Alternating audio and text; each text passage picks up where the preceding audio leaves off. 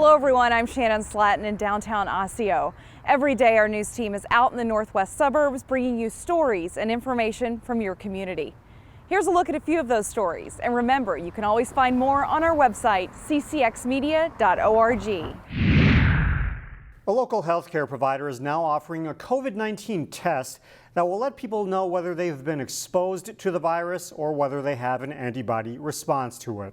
So some people find it's peace of mind to know that they have an antibody response, even though they know that doesn't necessarily mean they're immune, but it's reassuring that you've mounted an antibody. So that's really where we are today. North Memorial Health began offering a serology antibody test, which is done through a simple blood draw, directly to consumers a few weeks ago. A positive test is presumed to mean that a person has been infected with the virus that causes COVID-19 at some point in the past and has antibodies against the virus. It's an important step for people interested in donating convalescent blood plasma, which is used to treat people who currently have COVID-19. Meanwhile, North Memorial officials want to stress that even if the test shows you have antibodies, it doesn't infer immunity to COVID-19. Taking the test does not preclude you from not wearing a mask, social distancing, washing your hands frequently, and keeping your immunizations up to date. All those things still should be in play. North Memorial offers a serology antibody test at the Robbinsdale Medical Building and at the Maple Grove Medical Center. The cost of the test is $53. For more information on how to schedule an appointment, you can go to our website at ccxmedia.org. Memorial Blood Centers always has an urgent need for blood. But this month, they have a specific focus on attracting donors from diverse communities, which has been a challenge since the onset of the COVID-19 pandemic. Our ability to collect from more diverse groups has really been impacted. We've been depending entirely on our fixed site donations, and those tend to be, frankly, older donors and underrepresented by various minority communities. Memorial Blood Centers is looking for a more diverse donor pool in honor of Sickle Cell Awareness Month. Sickle cell is the most common blood disease in the U.S., and patients, most of whom are African American, sometimes need frequent blood transfusions. MBC is looking for eligible donors, especially African Americans, to enroll in the Sickle Cell Donor Program to match patients with specially typed donors. Many people require chronic transfusions to keep them from having complications. And when you have many transfusions, you need matched blood, and that's why we're reaching out to the African American community. There is no such thing as black blood or white blood, but there certainly are. It's easier to match when people come from similar backgrounds. For more information on the Sickle Cell Donor Program and for a list of upcoming blood drives, you can find a link on our website at ccxmedia.org. Delaney Cleveland, CCX News. Inside the West Metro's largest indoor amusement park, kids are no longer just flying and climbing. Portrait reading time. Independent. Now they're learning. It's a program that helps parents, obviously through all this, the hybrids and the online learning. Paul Krause, the general manager for Urban Air in Plymouth, says the amusement park has launched a new program called Learn and Fly. That's perfect. The program combines study time and activity for students in kindergarten through 5th grade. Our teacher is certified. She has a teaching certificate. She's actually a substitute teacher in the Twin Cities. The aides are various backgrounds, but usually teachers or teachers' aides or going to school for teaching. Krause says classrooms are held in the Urban Air party rooms, and they can hold up to 130 kids. Those kids are required to have a mask on during class while social distancing. We take them for 2 days, 3 days, or the whole week to ease some of that stress on the family burdens right now. Tanya Kaiser says the program gives some structure and routine for families. What are you going to do with your kid when you have to go to work or when you're trying to work from home and the kids are playing? So this gives parents an opportunity to drop the kids off. She says students start their day with learning.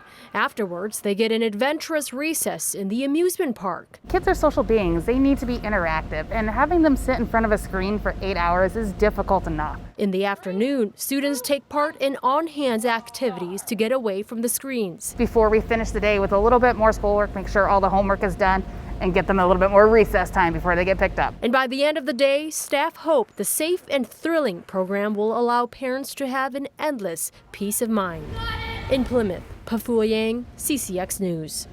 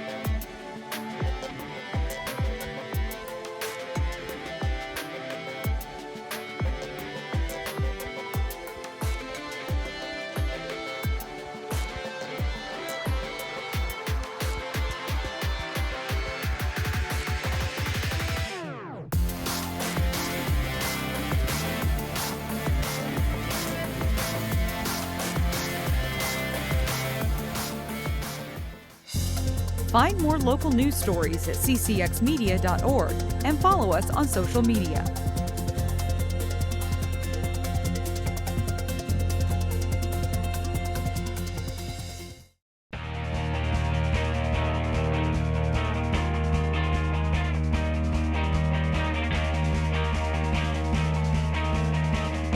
The 2019 Champlin Park graduate Izzy Ashburn and her University of Wisconsin volleyball teammates continue to prepare for a season they hope will happen sooner rather than later. John Jacobson caught up with Izzy when she was back in Brooklyn Park.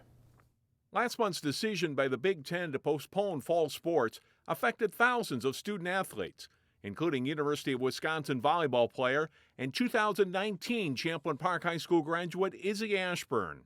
We knew that the decision was going to have to be made at some point, but we've just been playing and working up to that and letting them do their job, and we're going to do our job throughout all of it. Ashburn and her teammates are taking it all in stride, continuing to practice for a season they hope will happen sooner or later. Our team is pretty optimistic about having a season together, whether it be this spring or this upcoming fall, just because we know that it's going to be a meaningful one. We're grateful that we didn't start a season and lose the time together. We just know that we're going to keep working, and wherever the season puts us, we're going to go and we're going to play hard, and we're all going to be together. A sophomore setter was part of a Badgers team that reached the national championship match last December. A great start to her college career. It was so exciting. I mean, especially just our fan base following us there was incredible, and making it to that Final Four and the final was an experience of a lifetime, and I'm just hoping to get back this next year. I absolutely love it at Wisconsin. I love the team, the coaches, the school. I'm just living my best life there right now. With plenty of talent still in the Wisconsin program, including Izzy's former high school teammate Sydney Hilly, the Badgers are working together toward a common goal, a return to the NCAA tournament, whenever that might happen. And we're all together. We get to stay together. We're grateful for the opportunity to get to stay together. Whether it be spring or fall, we're going to come out hard, and we're going to come out for a championship. And we're just excited for the extra time to train. In Brooklyn Park, John Jacobson, CCX Sports. The Wayzata boys soccer team is ranked #1 in Class AA. The Trojans' Monday night contest had a thrilling ending.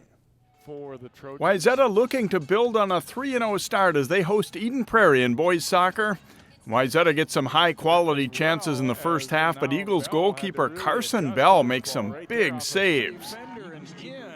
Watch this as Eden Prairie strikes off a throw-in. Ryan Donahue heads it to Danny Hernandez, who goes right knee to his left foot for a great volley over keeper Jack Roach.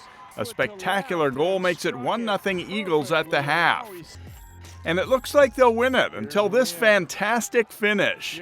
Eden Wynn sends it into the box, and Rukshan Ambrose scores with just under 4 seconds left to salvage a 1-1 tie with a very memorable ending. Meanwhile, the Wayzata girls soccer team is on a roll after a season-opening loss. The Wayzata girls soccer team aiming for their 3rd straight win as they host Eden Prairie. Some good chances as Wayzata controls play, but goalkeeper Lily Madison is dialed in for the Eagles. With just under 12 minutes left in the match, Wayzata breaks the deadlock as Ella Novak's left-footed shot is just inside the goal post, and the Trojans go up 1-0. They add an insurance goal late as Dana Brewer buries the point-blank feed from Lily Nayar. The Trojans are 3-1 after a 2-0 win over Eden Prairie. The Maranatha boys soccer team faced a top contender in the Skyline Conference. Jason Malillo has the highlights. The Maranatha boys soccer team with a tough test against undefeated Cristo Rey Jesuit. First half, nice cross by Cesar Salgado, and Leobardo Romero Jr. redirects it in for a Pumas goal. Second half, Kevin Martinez floats a nice ball into the box, and Romero Jr. heads it up and over Mustangs keeper Ethan Schauer for a 2-0 lead. MCA cuts that lead in half on a great shot and goal by Joseph Coughlin as he strikes from distance with the left foot. But the Pumas answer right back. Braulio Tapia wins the ball and then lays off a nice pass for Romero Jr. to net the hat trick. Cristo Rey beats Maranatha 4-1. Jason Malillo, CCX Sports. Find more prep sports games and highlights at ccxmedia.org and follow us on social media.